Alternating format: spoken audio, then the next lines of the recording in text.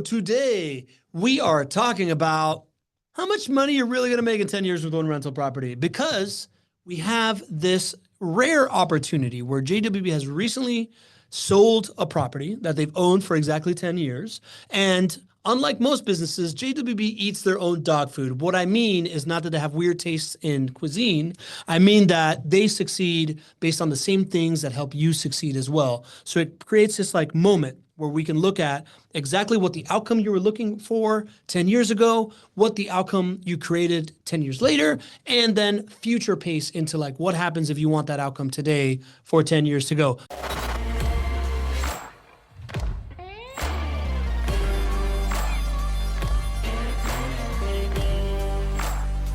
Hey, welcome everybody to the weekly edition of the Not Your Average Investor Show. I'm your host, Pablo Gonzalez. With me, as always, a man that I affectionately like to call GC, because he's got the genius concepts, because he knows how to generate cash flow, because he's a great host, and because his name is Gregg Cohen. Say hello, Greg. Hello, everybody. Fantastic to be with you today. Before we get started, we got some breaking news, GC. I've heard we opened up 10 more tickets for the summit. What happened, man? Well, hey, we're ready to rock and roll. We have 10 more seats that we're opening up. Yeah. We thought we might be able to do this just based on the buses and the seating and the extra special dinner and events that we have. And yeah, so we have 10 more seats. So if you were on the fence, didn't think you could get in, if you're a JWB client, go ahead, go to, was it JWBsummit.com? JWBsummit.com. And get yourself a ticket. We can't wait to see you at Summit. Love that. Did you have to open 10 more tickets because everything sold out too fast and there's just been like this over demand? Is that what's going on? There are a couple of tickets that we have held back because there are some clients, some folks that are about to become clients because they're putting properties under contract that we sort of have held. So we kind of had a little bit of flexibility here. And now that things are taking shape and we see who's coming, we said, listen, let's rock and roll. Let's open it up, baby.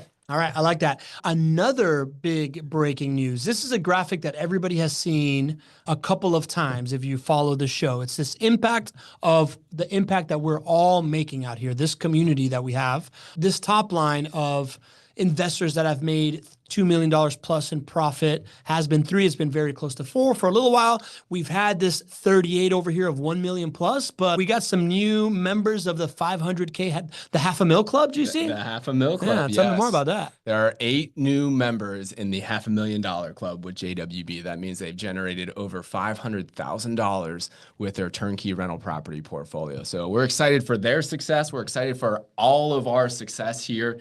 You know, we have generated, as a community, we've generated over $307 million from these turnkey rental properties portfolios. And guess what? They're all going to really good people. Our clients are awesome, awesome people.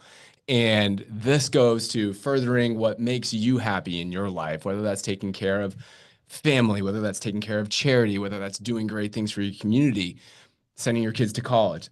That's where this $307 million is going to. So super excited about it, and love this continued updates and sharing the success more and more, cool. making it more visible. So yeah, man, we'll keep doing this every quarter for sure. Greg, I would like to ask you to put a clock on when I become a $500,000 club person. Can you do that, please? Just do some Excel math, do your wizardry, and just let's do a countdown timer. It's all I ask. I've done so much for the show. I like it. We'll do it. We'll keep you tracking. We'll keep tracking your success. You'll be there no day. Sounds good. Sounds good. And of course, all these folks like myself, like the many folks that join us here on a weekly basis, it all started with one step, right? Like this initial consultation with JWB that's free for everybody.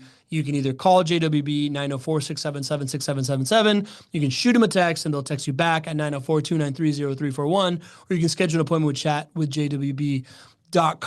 And it's this idea of you first need to build a plan, right? Like we talk about outcome-based investing all the time. Like, let's just talk about what your outcome is. Let's talk about what it takes to get there. Something that you and I have talked a lot about is people pay like $25,000, $50,000 for these like real estate training courses. 100%. And then they turn around and go, okay, go sit down with JWB. It's something that I have found out. That is true. And this is included for everybody that watches this show, right? Like the ability to get on, talk about your why, talk about the outcome you want to create, and have somebody that's a professional build out a plan. I happen to know, because we went over these numbers, that only about 40% of the folks that show up every single week are existing clients. So for you, if you're that 60% that you watch the show and we love it and you're welcome here and all that good stuff, like you're just not taking advantage of of this idea of building out a plan, making it real for you. It's like everybody talks about vision boards. Like, let's talk about a real estate vision board out here. Absolutely. I mean, Yeah. you know that making a plan is a success trait in every walk of life. It's very common in the financial advisor world to sit down and understand your goals and your resources and the outcome that you want and to work towards it. For some reason, in real estate, it hasn't been done that way prior to JWB, but that's what we believe in here at JWB. And if you want to be a part of that next $307 million of profits generated, it all starts with a plan. So it's free of charge. Welcome for all of you to take advantage of it. And if you'd like to, you can either give us a call or shoot us a text or go to chatwithjwb.com and schedule a time to speak. There you go. For those of us following along on the podcast, 904-677-6777 to call, 904-293-0341 to text, or go to chatwithjwb.com, schedule an appointment. That being said, GC, let's get to the meat of the show, shall we?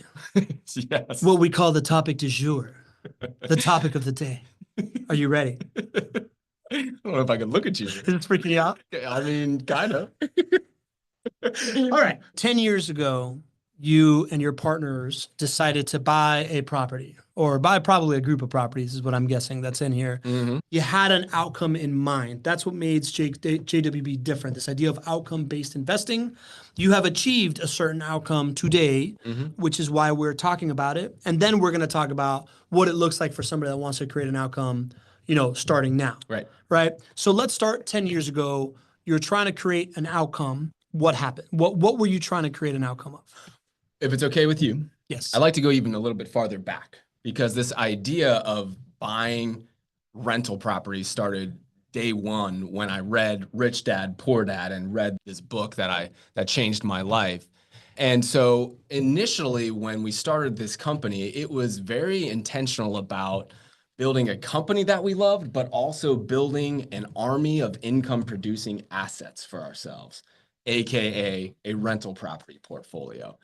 And that rental property portfolio for me and my business partners was our retirement account. So just like we talk about the outcomes that all of you would like to solve for, and planning for retirement is a very common outcome that we get to solve for. That was the outcome that I wanted to solve for back when I was 23 years old. And I wanted to build this business, but I didn't want to just build an active business. I wanted to build an active business, and I wanted to have a portfolio that was going to take care of my 10, 20, 30-year problem out there that would be managed passively. So that was the original intentionality behind building a portfolio of a lot of rental properties. Then as we evolved as business owners, it became clear that there were other benefits for our clients and for our residents and for JWB for us to continue to invest in that rental property portfolio. When I started when I was 23, we amassed 40 doors within about the first year and a half. Well, since then, we have scaled it up to about 400 properties. And so there was some real intentionality about why going from 40 to 400. And so when we look at the example that I'm going to share with you today, this example was purchased roughly, call it 10 years ago. And the intentionality between doing what we did 10 years ago was because in building this business, it became very clear that there was a need for flexibility when it comes to the assets that we sell. Saying it another way, right? Every year, JWB buys, builds, renovates a certain number of assets that we intend to sell. We know our business pretty well. We know how many properties we're going to sell each year pretty well. And we know how many we need to build, and we know how long build timelines take. So that's how we decide how many we're going to build and how many we're going to sell. But guess what? You know what? Sometimes life happens. Sometimes things like COVID happen. And in COVID times, the number of properties we could have sold could have been 3 to 4 times what we would do on a normal year. I remember telling you to hire salespeople. Right? Yes. I thought I was a really good marketer. We all did. We all did. And so what we learned in our business and our business growth is that flexibility with assets that we own that have already been seasoned, that are a part of this model, that are built and rented and producing positive cash flow, is a great thing for the what if. And it's a beautiful thing too, because as we sit on this, call it kind of like reserve account for us in terms of properties, it's paying for itself. It's the beautiful thing about this asset. So it is there for us. It's serving that dual purpose of retirement and future gains for the company, but at the same time, it solves this purpose of what if in life, for the what if in business. How do I make sure that we're always in a position of strength for JWB? And this asset is one of those assets that we purchased roughly 10 years ago. And the cool thing is that we continue to do this cycle over and over again. We're making decisions today to build our property reserve account for the next 10 years as well. So it's an intentionality beyond just the original purpose of, call it retirement planning. And now it's about building a strong and healthy business, beyond the things that are coming down the pike. This is the whole dog food idea, right? Like the fact that JWB eats its own dog food. Because what I heard from you is the outcome that you were trying to create is very, very similar to the outcome I'm trying to create by investing with JWB, right? Like you were trying to build a better retirement account for yourself, and B, like for you, since this is your actual business, having like a pool of properties also serves as like the cash reserves for whenever you need to like feed the market or whatever, right? Sure. So it's like I'm assuming then 10 years ago, you and your partner sat down and said, okay, we have X amount of properties. Our retirement is on this kind of track. Let's add a certain group of them to this in a timely manner in order to like hit those goals / build this like reserve.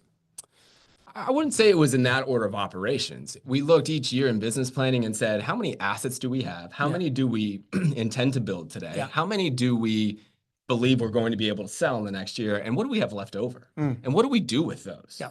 And so as we were building out, and then the other thing is looking at market dynamics. Did it make sense for us to build more out at that time and then sit on them? Yeah. And you would look at things like, where do you think home prices are going to go up? Right? Where do you think build costs are today versus where they'll be in the future? So it made sense for us to buy and build more than we intended to sell. And the next question was, okay, well, once they're there, what do you do with them? Yep. And so that's kind of the order of operations. We went through that process. We do that every year. But 10 years ago, this property fell into that bucket of like, okay, we've met the demands for what we see today as far as what our clients are going to need. Yeah. Now we can take this asset and put it into that bucket of, okay, call it a reserve, a property reserve account that will serve many purposes, for our clients and for JW. Cool. All right. So that's the outcome, right? Yep. That was the outcome you were hoping for. And then we stand here today and you've sold, and we're about to go into like all the different profit centers of the property itself. But those are features to me, right? Like, let's talk about the outcome that you actually achieved with this thing. Did you end up using it as a reserve that you had to sell to an investor, or was it something else? Oh, yeah. I mean, this is one of, hundreds of properties that the decision has been made with that same mindset that I just shared with you. Yeah. So yes, that property reserve account has paid dividends over and over and over again. Yeah. If you go back to COVID times, we were one of the only companies, the only company I know of, probably one of the only companies in the country that never had to say, hey, listen, I don't have a property for you. Yeah. Right. We always had inventory. And the reason that we did when everybody else did not was because of this forward thinking. I remember you saying that back then, and I didn't really understand what you meant, but it's become very obvious to me. All right. So then this property was sold to an investor, or it was sold retail? Well, I chose this one for a very specific reason. Okay. It was actually sold retail, and I'll share. I'm gonna keep a couple of things as we kind of go through the storyline, but very intentionally about why I chose this one. So this was sold on the retail market, which is the way that you want to sell your property as well. The reason is because at the end of the day, when you own a rental property and you go to sell the property, you want to get the most return on your investment that you can. Yep. And when you sell it to a retail homeowner, you're going to sell it for the retail homeowner price, and that's going to maximize your ability to sell. So like the reason I'm kind of going about this step by step is because sometimes clients will say, hey, well, JWB, it would make me feel really good if after I own this property for 10 years, you guys would just buy it back. And my question and my pause point and what my team will share with you is like, yeah, that would be nice for you, but that's not the best return on your investment, right? You're buying in a market where there are a lot of people moving to this market. There's significant housing demand. And so reframe your thinking to be like, hey, have JWB manage this asset for a full market cycle, work with us to understand when is the right time to liquidate. And then when it does come time to liquidate, you're going to work with JWB, but JWB is going to help you sell it on the retail market to somebody who wants to move into that house. Because that way you'll get the most bang for your buck. You'll get the best return on investment. If you want to sell it to an investor, investors buy at a discount. So it doesn't make sense from a return perspective for your objective to be to sell it to an investor. That's in essence leaving money on the table.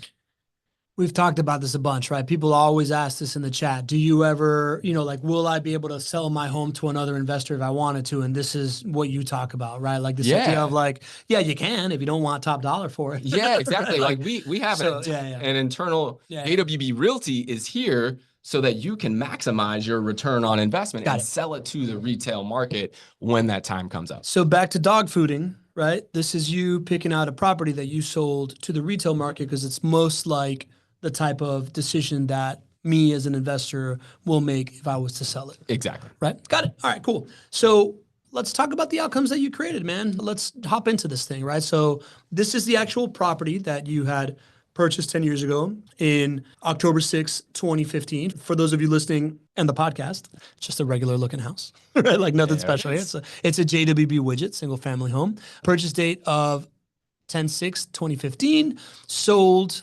7/31/2024. It's a 3-bedroom, 2-bathroom, 1,151 square foot house.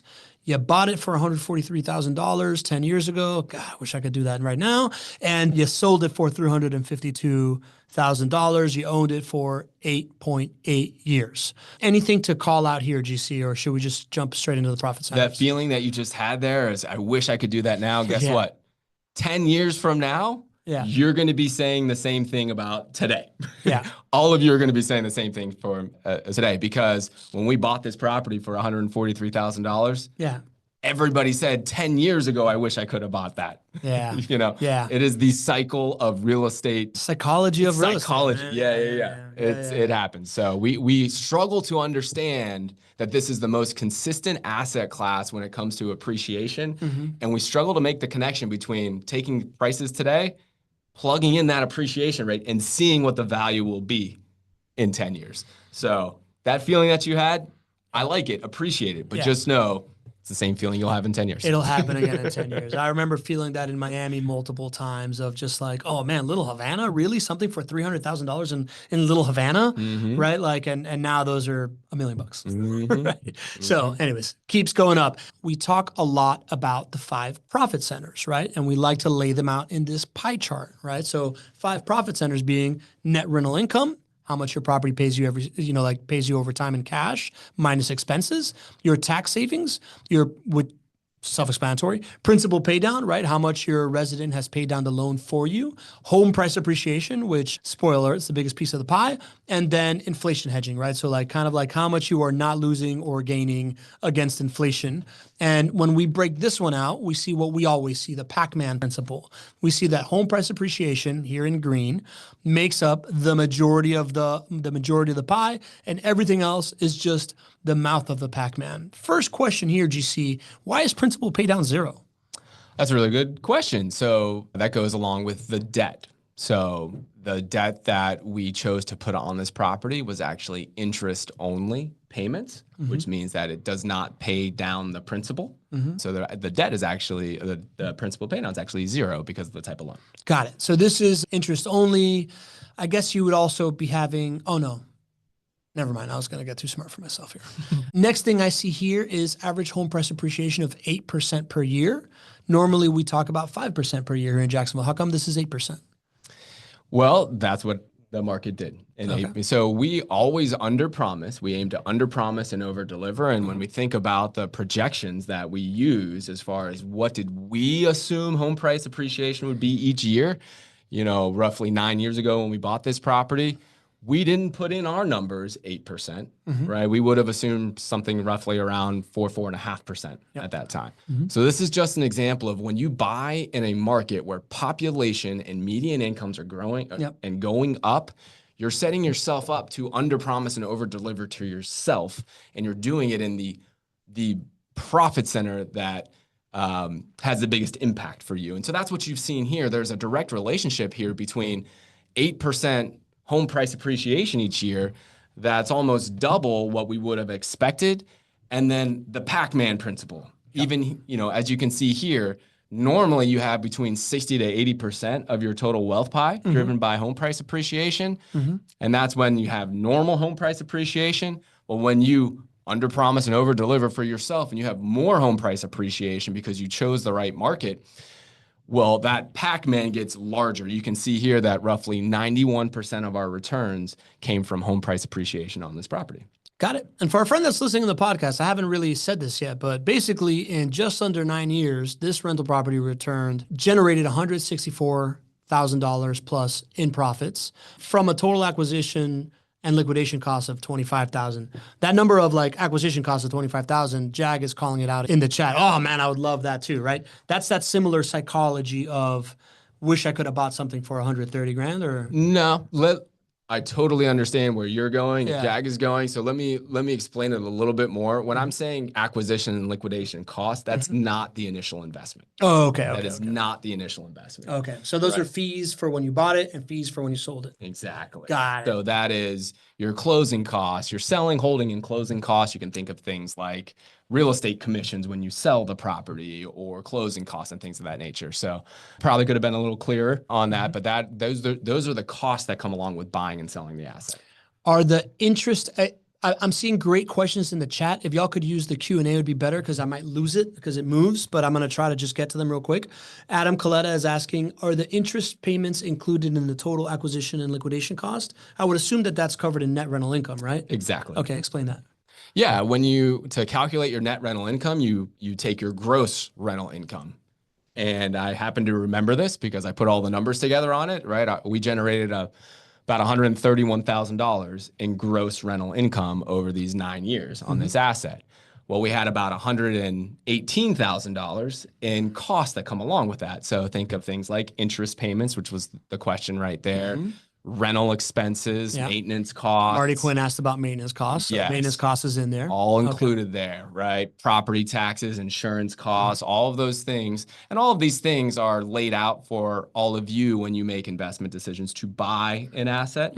Well, that's how it all shook out. And, of course, these are built to be cash flow positive. So you take the gross, you minus the expenses that come along with it. Your net rental income is that roughly $13,000 there. Got it. $1 million question from Patron Santorios. Greg, you held it for 8 years. What compelled you to decide to sell versus hold for the balance of the cycle or depreciation period? Great question, Michael. Mr. Patron Santorios. So here's what went into the decision to sell this asset when we did. So if you go back to owning this asset for roughly 9 years, the debt market, call it 9 years ago, was very different than it is today. It's hard to put in perspective, but the lending world that is available to you as a client today, especially because you're not somebody who has hundreds of real estate properties on your credit already, the lending market today is so much more advantageous. There's so many more options for debt. When we bought this asset and then we went and got the debt on it, our options are inherently more limited for us than it is for the everyday investor. And the reason is because when you have a certain number of properties that you own over a certain number of properties, you can't get Fannie Mae loans. You can't get the conventional loans that are largely backed by the government. But you can, but I can't because I own too many. And so I have to go to alternative lending products. And so that's what we do with these alternative lending products. They're out there, that's why you never have to worry about having too many properties on your credit. Like we have 400 properties we own, still able to get lending, but it's not as advantageous. There's always these additional rules and things that you have to comply with. Well, for us on this purchase and on this batch of purchases, the lending product that we had for the debt was a balloon payment. A balloon payment was due at a certain time. And I think that was ending right about now, right? So, and this isn't the only loan. There was 100 loans that were a part of this transaction. So the question for JWB becomes, okay, what's the best thing to do? I think what Michael's getting at is, Greg, you preach holding on for a full market cycle all the time. Yep. Why would you sell owning it roughly 9 years? Well, it's because I 100% believe in buying and holding, but you can't make that decision in a vacuum. This is the value of working with a team that manages over $1 billion in these assets. Yep. We get to understand what your personal situation is, and then, we get to help you solve that problem. For JWB, we always want to keep our money moving. Mm-hmm. We always want to keep our money moving. And with the decision and the work that would go into, replacing the debt with other debt for 100 properties times $100,000 or whatever the loan was, it became a good option for us to just sell that asset. At the same time, and again, I'm going to share the final kind of like why this all came together is because we got to think about who we're serving here. And so we're going to be able to show a clear win for the person who owns this house. So we took into account, okay, we've got this balloon payment that is due. We're planning in advance, making sure that our capital is moving. We have a significant amount of equity sitting in that property. We got to get that moving. Do we want to go and replace the debt? Well, sure, we could do that. Or do we want to get the money moving, take this one asset, sell it, and then make somebody really, really happy on the back end? That's really what it came down to and why it made sense for us to sell roughly 9 years in. Tell us that story, GC, right? Like that to me, this is the outcome. It's one of the beautiful things of this asset class. It's that you can have your outcome in mind, and whether your goals change or situations change, or it just so happens, often folks get better outcomes than they expected, or they're just like happy to be in this asset class because some other externality happens to take place. You want to tell us what you mean by this other win apart from getting out of the balloon payment and keeping Yeah, absolutely. I'll keep it big picture here for a second. I just think in the world today, it's so hard to win, right? It's hard to if from an investment perspective, it's hard to win. It's hard to make a really good investment that, you're able to hit your goals. But it seems like we're just so divided in this country that there's this expectation if you win that somebody else has to lose, right? And you see this played out in the real estate world too. If you're a rental property owner, right, the general narrative is that if you're an investor, the resident has to lose, right? And we don't believe that. We never have believed that. And I think that we have a special opportunity specifically in our asset class and within our community here to change that narrative, because JWB sits at the intersection of solving our investor needs and our resident needs and our community needs as well. And we really take it seriously. So when we see an opportunity to help a resident of ours become a homeowner, we jump on that opportunity. You've seen us become even more intentional about that especially over the last year or two, as we've unveiled programs like the JWB Homestep program, where we are the only property management company in Northeast Florida and maybe in the country that actually pays their residents to become homeowners. And this doesn't come from your rent that we're collecting for you. JWB, as a property management company, pays our residents $100 a month when they fulfill the obligations of the lease, like paying rent on time and taking care of your home and things of that nature. So they build up thousands of dollars of equity. And then you know what we do? We go and help them become homeowners. They're able to earn those thousands of dollars, and then it decreases their closing costs when they become homeowners. And so we care very, very deeply about helping our residents become homeowners. And why do we do that? It's because home ownership is one of the quickest and easiest and most long-lasting paths to financial security, to better communities, and it has rippling effects for future generations. Our homeowners out there, on average, have $300,000 of net worth. Our residents out there only have $8,000 of net worth. And when I say our, I mean America's. That's data from the National Association of Realtors.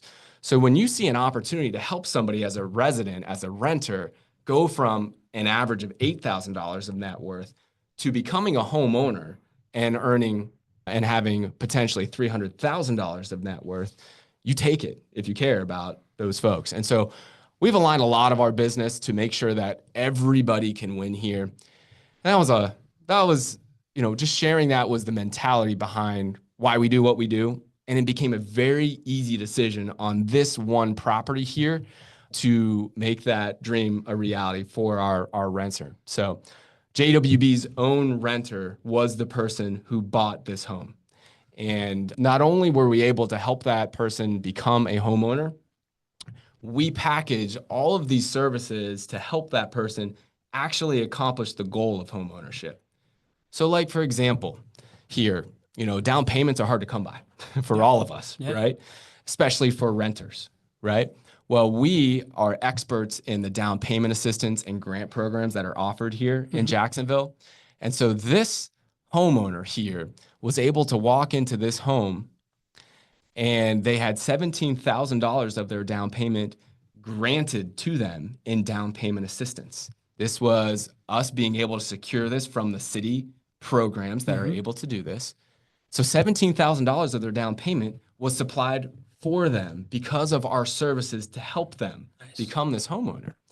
And that $17,000, guess what the interest rate is on that loan, that down payment assistance? What is it? 0%. Oh, wow.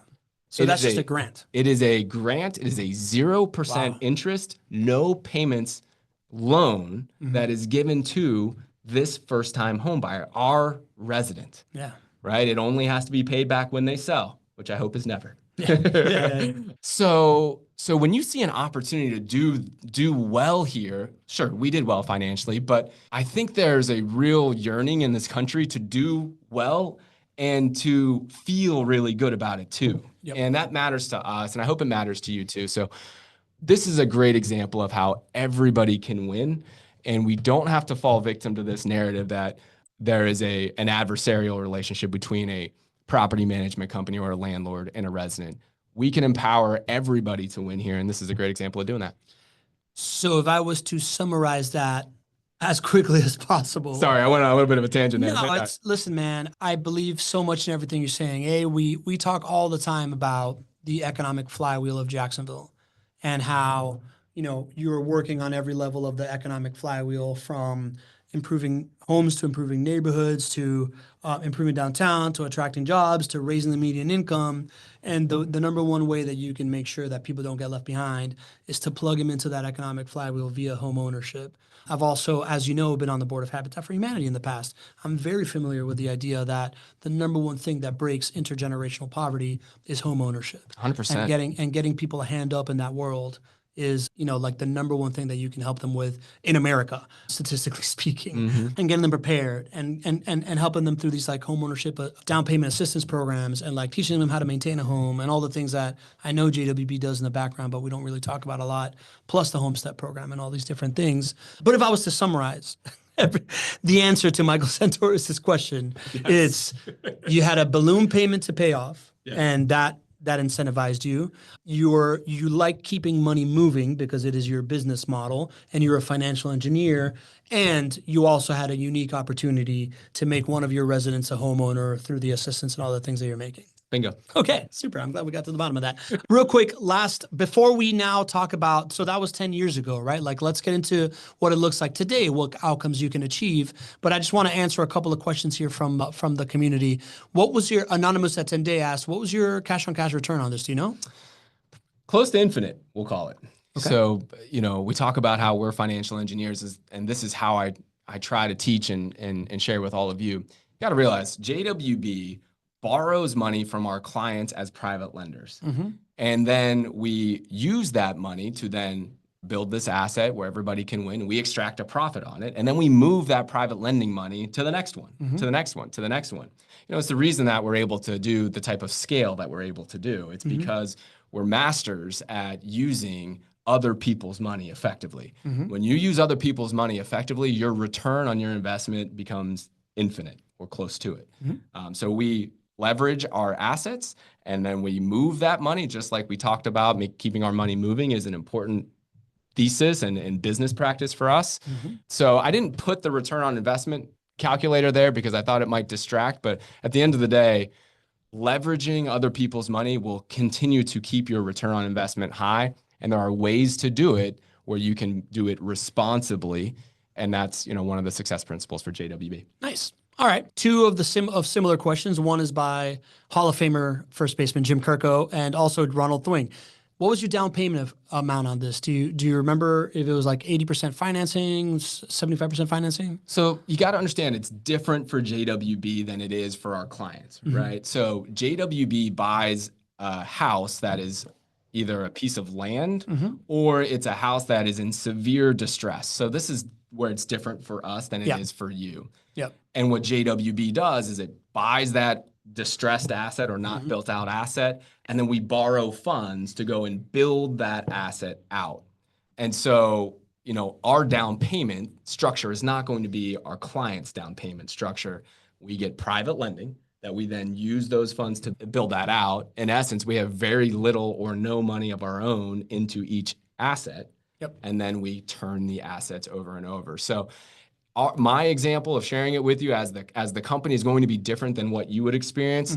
You should expect somewhere at a minimum 20% down, but more often it's somewhere around 25 or 30% down for your asset. Okay, got it. Before we get into that example, so we can answer these questions, Neil Pate has a question. Neil, welcome to the show, my friend. Hi, how do you address the problem tenants, damages, evictions, and time wastage as a result which your firm does differently than others? Unfortunately, I had a lot of problems with single-family homes and reluctant to pursue it further.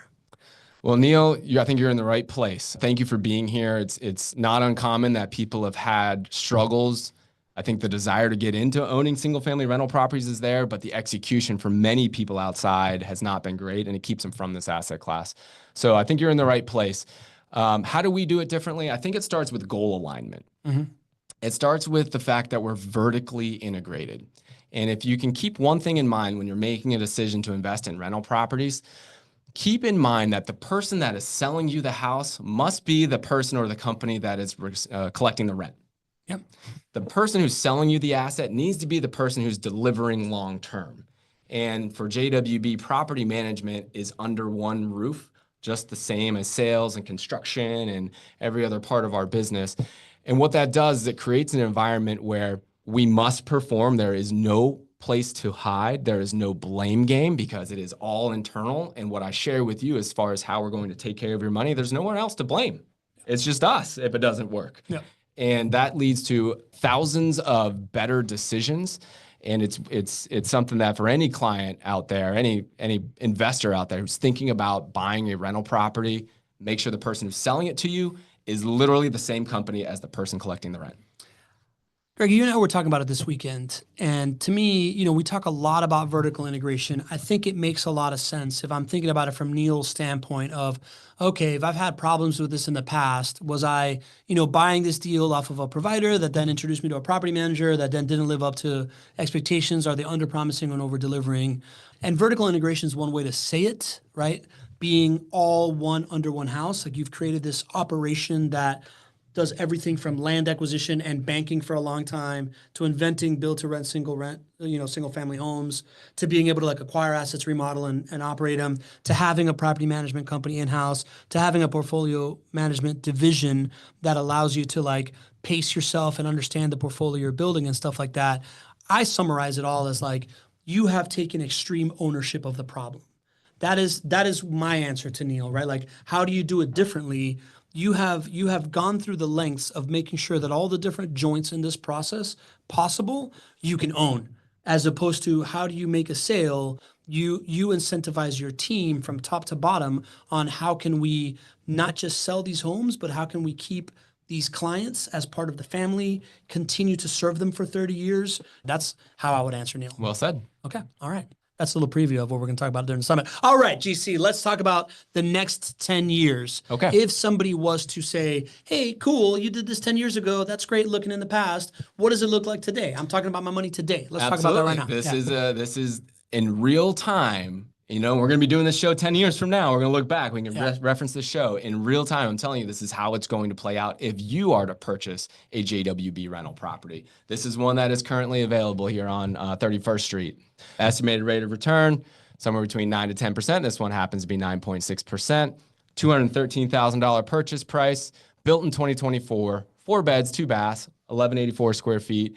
and it is rented at the time of purchase. That means it is already rented. It is seasoned with a long-term resident in place, and that monthly rent is $1,250 a month. All right. So if I buy this thing the way that you just described it in 10 years, what happens? Over the next 10 years, you'll make over $112,000 in total returns estimated for just this one rental property. And here's where we can get a little bit closer to like understanding initial investment because we're talking about you making this decision today as a client. And when you buy the property, you have this beautiful loan structure that is available to you. It's typical, we'll call them Fannie or Freddie loans. These are conventional loans. You don't have to deal with all the stuff that I have to deal with, right? It is served up on a silver platter for you. And so your initial investment on this one, including your down payment and your closing costs, is estimated to be $78,469. Your portfolio should grow over $112,000 over the next 10 years, leaving you with a portfolio value of $191,000 estimated. You know what we forgot to do in the beginning? Now that we're getting into numbers here, What's up? Forgot to give the disclaimer. All of these numbers that I share with you are estimates. I am not a financial advisor, and neither is this guy. He just looks so good over here doing what he does. I just sound really smart. And this is a great time. If you guys haven't reached out and you want a copy of these slides, you guys can have them all. All the assumptions are there at the bottom. You can just text our team 904-293-0341. But guys, do your own due diligence. I'm here to help, but let this be the beginning of your due diligence and surround yourself with those that you trust when making a decision. So outcome-based, investment-based, right? Like if I'm looking to have, $191,000 to, I guess you could do a lot with $191,000. That's at least 4 years of college, right? In most institutions right now. There you go. If my kid's 8 right now, that's one way to pay for it. It could just be a better retirement. It could be increased cash flow, all these kinds of different things, right? Like this is what it looks like over the next 10 years. If you take this same approach, going to chat with jwb.com and booking a call allows you to like build a plan that makes that tangible, that makes that obvious if you want to do that. And again, as always, we like to show the Pac-Man because it's 5 profit centers. And again, as usual, home price appreciation is the Pac-Man. Everything else is the mouth of the Pac-Man. This is why when people obsess over cash flow markets and they just absolutely need it to reach some kind of like level of cash flow, but they're not looking at the home price appreciation of that market and they're not factoring that piece in, they're missing out on this, right? Like you were just showing me something about somebody in Detroit that left a testimonial saying that they're trying to like sell all their properties in Detroit and get into Jacksonville because Detroit's got all this cash flow, but it's not reaching their goals. They want to come to Jacksonville where they have a growth market. That's exactly right. Have you ever heard the adage like, is it? Tripping over dollars to pick up pennies? There you go. It's like we're one mind. Gosh, it's like we've been doing this for 5 years. That's what most rental property investors do. They split hairs over $10 a month of extra cash flow here and there and whatnot. And they're missing the biggest part of the pie. And the biggest part of the pie is home price appreciation. And the way that you get to successful home price appreciation is you choose the right team so that you are excited to stay in for a full market cycle and you choose the right market. Yep. And then you wind up with a pie that looks like this.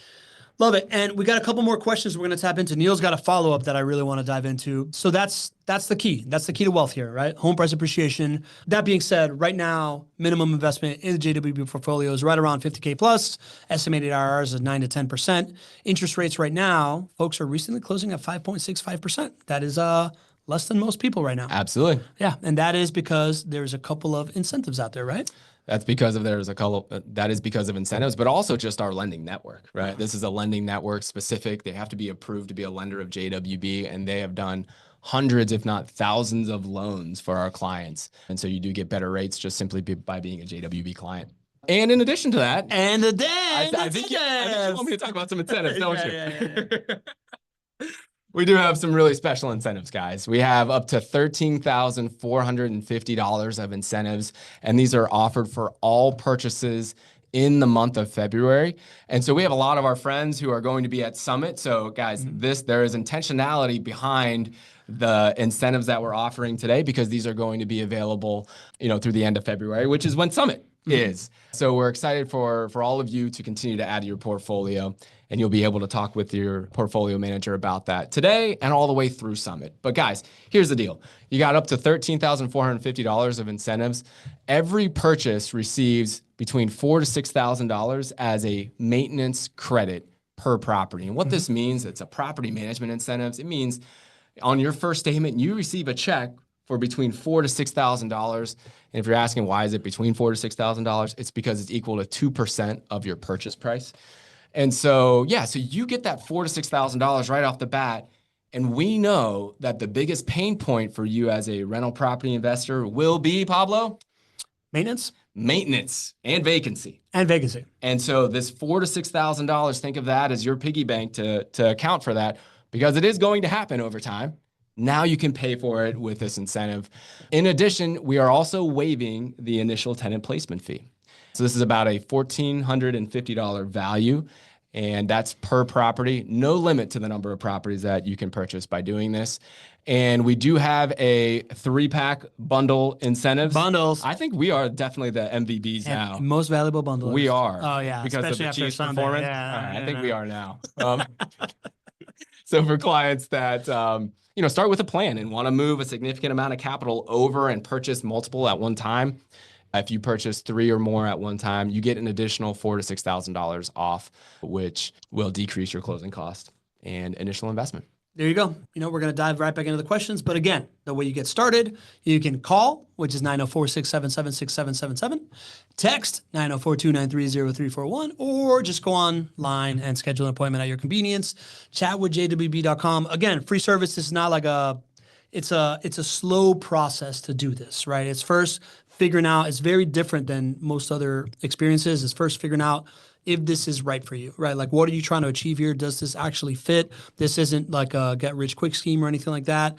Then it's, all right, let's build out a plan and show you what that would look like. And if that looks good, then it's like, all right, now let's talk about, do we sell you something or not, right? So totally worth it. It is free service that I feel like anybody that's trying to build a real estate portfolio should do. So let's get back into the questions here. We got a bunch. Okay. The Maven from the mountains of Denver, Leslie Wilson, says, does JWB give their renters and new retail homeowners a book that discusses how to care for their homes? For example, the importance of changing the furnace filter regularly and cleaning their gutter of debris.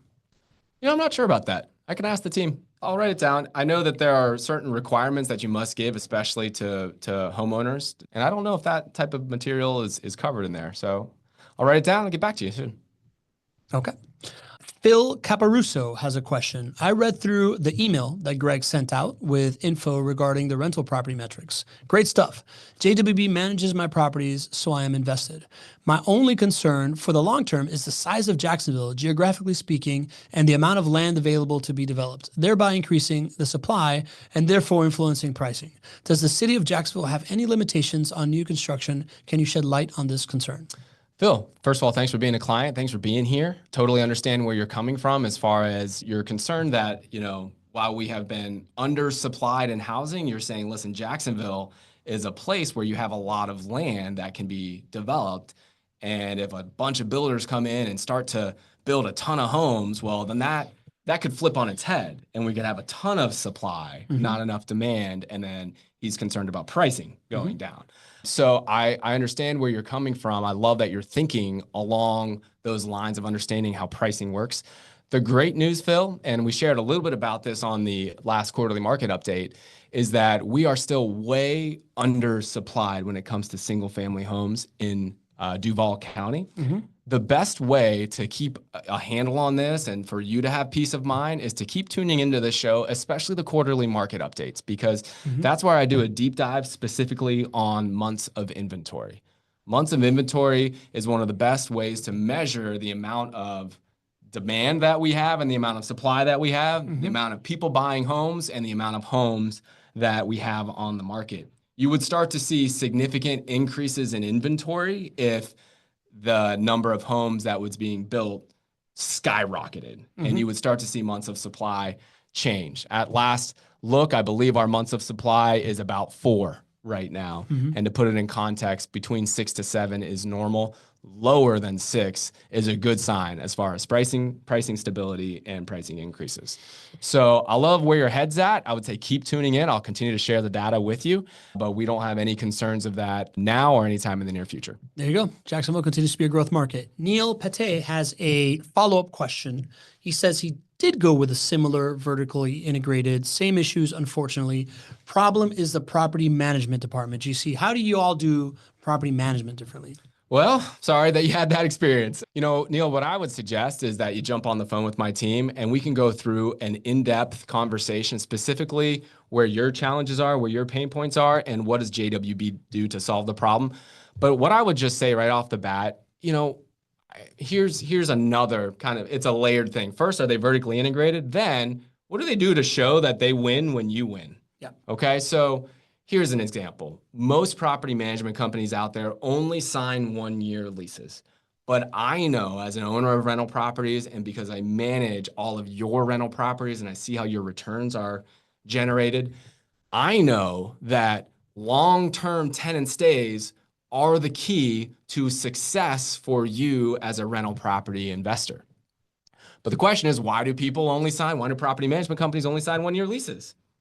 It's because it is an easier way to manage the property management business, but it creates more risk and lower returns for the end client. So another question you might want to ask, Neil, or I'm not sure if you had this experience, was what was the average length of lease that they signed right off the bat? Mm-hmm. And what's the average duration of resident stay? For JWB, we only sign 2- and 3-year leases, and our average duration of resident stay is 4.5 years. So very hard to see those types of, I've never seen those other types of numbers in other companies. So that might be another help, to kind of crystallize what's different about JWB than the competition. Length of resident stay as an average KPI, and do you measure yourself to it, and how do you incentivize that, right? Like, you guys don't just do that based on long-term leases. You also have a really well-developed renewal program, right? You renew 70-80% of leases? Yeah, over 70% last year. Yeah, so which is the best I've ever seen. Couple things there to think about, right? Like that piece of it. If you are thinking that long term, you are probably attracting higher level. You're doing what you need to do to attract higher level residents, which is what he is kind of like saying he's got an issue with, like unruly residents and unforetold maintenance expenses and stuff like that. And you are also building out these properties because you are one person. Like you're one operation. The properties you bring to market are built to are brought to market at a certain standard that avoids kind of like some of these things, right? Like you build in durable materials that are easy to maintain, easy to replace, hard to break, essentially. Exactly. And that's why I think getting on the phone with our team is a great opportunity to go through and hear what your concerns are and just see if the solutions that JWB can share with you make sense as to solving that problem. Because we could go into construction, we could go into how do we incentivize our folks to sign those long-term leases? How do we re-sign 70+% of folks that want to come up for renewal? How do they independently make that decision to stay on with us? So I love where your questions are. Let's give you and us that space to have a deeper conversation. Yeah, and HCTN says, long-term leases are great, but you also need a good tenant vetting process, right? So like, I don't know, maybe that's a show idea, right? Like, what's the tenant vetting process? What is that allows for stuff like this, right? Writing it down. Aha! If you ask, we deliver, community. All right, GC, we are at time. We have a couple questions left, but we can get to people. We can reach out to y'all and make sure that we get in contact with you. Good stuff, man. Yeah. I was pumped when you said that you had this example of eating your own dog food and proving this thing, right? Like the idea of outcome-based investing, what the outcome was planned, what the outcome was achieved, and kind of like how that is created, to me, is like a really, really important piece of the pie that I think we got to explain in a unique way this time. I love it. And I want everybody to know that what I'm sharing with you as far as the decision to buy a rental property today, guys, JWB is doing today what we did 10 years ago with this property. It's another asset, right? We are continuing to build up that reserve. And in 10 years, we will have a similar success story. So, I am right alongside you. And as I am advocating to buy and hold on for a full market cycle, just know that I'm with you because this is what we believe. This is the success. This is the model that you can tap into. Love it, GC. Next week, I believe we are, man, I don't have the list of topics for next week, but I remember we got a good Oh, show for I you next know. week. It's the What is it? downtown. It's the stuff that I did, the deep downtown dive. Oh, yeah. You know? GC just took like a deep dive into these like stats of like how we talk about, we continue to talk about how like Jacksonville's the next Nashville, it's the next Tampa, it's the next Austin, all these different things. And it's easy to think that, yeah, they're probably started ahead of us on the blocks. GC found some data that will blow your mind of exactly when things change for them. And that's going to allow you to understand how to like really predict this like next great market awakening. I can't wait to be there, man. Love it, baby. I want to thank our community for being here. We have like a new standard. We are now over like 100 people every single episode, every single show of this year so far. So we have really like elevated the amount of folks coming. Love seeing you folks in the chat. Love seeing everybody participating. This community is what makes. Oh, Scott Inguido says, what's the number to call for investors? 904-677-6777 is the number to call if you want to text us. 904-293-0341. Yep. Joanna just put it there. You can go to chat with JWB. Anyways, the community is what makes it great. Everybody showing up here, adding context, making friends, asking us questions, showing up live.